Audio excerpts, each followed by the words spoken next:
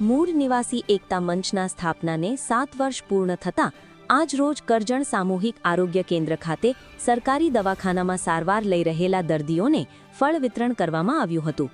કરજણ તાલુકાની જાહેર જનતાના હિત માટે હંમેશા અડીખમ ઊભું રહેતું સંગઠન એટલે મૂળ નિવાસી એકતા મંચ.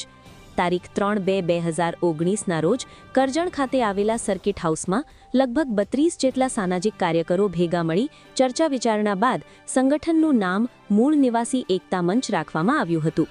ત્યારથી આજ દિન સુધી સંગઠન પ્રજાહિતના પ્રશ્નોને લઈને સતત કાર્યરત રહ્યું છે. સરકારી દવાખાનામાં સ્ટાફની અછત, નેશનલ હાઈવે નંબર 48 પર આવેલ કરજણ ટોલ ટેક્સની સમસ્યા, સરકારી અધિકારીઓ દ્વારા પ્રજાની સમસ્યાઓ અવગણવામાં આવતી હોય ત્યારે અવાજ ઉઠાવવો, આવાસ યોજના, પીવાના પાણીની સમસ્યા સહિત તાલુકાની જનતાને લગતા અનેક મુદ્દાઓ પર મૂળ નિવાસી એકતા મંચ સતત સંઘર્ષ કરતું રહ્યું છે. કરજણ તાલુકાના બાળકોને શિક્ષણ માટે પ્રોત્સાહન મળે તે હેતુસર દર વર્ષે વિદ્યાર્થીઓને ટ્રોફી અને મેડલ આપી સન્માનિત કરવામાં આવે છે. સમય જતાં સંગઠનમાં લોકોનો વિશ્વાસ અને જોડાણ વધતું ગયું છે, જેના કારણે સંગઠન વધુ મજબૂત બની પ્રજાહિત માટે કાર્ય કરી રહ્યું છે. આ જ ભાવનાથી સંગઠનના તમામ સાથીઓના સહકારથી આજરોજ કરજણ સામૂહિક આરોગ્ય કેન્દ્ર ખાતે દર્દીઓને ફળ વિતરણ કરવામાં આવ્યું હતું. દર્દીઓના આશીર્વાદ સાથે સંગઠને પોતાના 8મા વર્ષમાં મંગલ પ્રવેશ કર્યો હતો.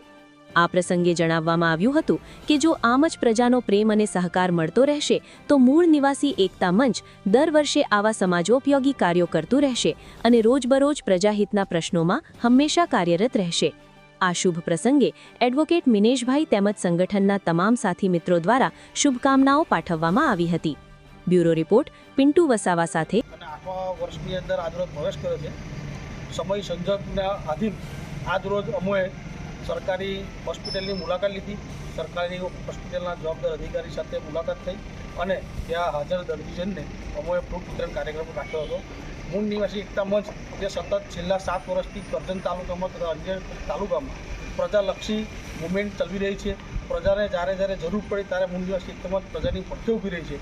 સરકારી ઓફિસ હોય, પોલીસ સ્ટેશન હોય, રોડ રસ્તા હોય, પાણીની સમસ્યા હોય, આવાસની સમસ્યા હોય, શૈક્ષણિક બાબતની સમસ્યા હોય, કોઈપણ સમસ્યા બાબતે જ્યારે અમે ગ્રામ્ય વિસ્તારમાં ફરતા હોય છે ત્યારે જે સમસ્યા અમને પ્રજા તરફથી જાણવા મળે છે તે એ સમસ્યાને હલ કરવા માટે સદાયની માટે પ્રયત્નશીલ રહ્યા છે. અને આવનારા વર્ષોમાં પણ અમારા સંગઠનના અમારા વડીલો, માતા, બહેનો અને યુવાનોનો આ જ રીતે અવિરતપણે જે સહસહકાર 7 વર્ષો મળ્યો છે એવી રીતે આગળના સમય પર સહસહકાર મળે અને અમે કરજણ તાલુકાની જાહેર જનતાના હિત માટે હજુ પણ આનાથી વધુ સારી કામગીરી કરીએ એવી આજરોજ મારી અમારા સંગઠનને શુભેચ્છા અને હું મારા સંગઠનના તમામ લોકોને આજના દિવસની શુભકામના પાઠવું છું. જય હિન્દ, જય ભારત.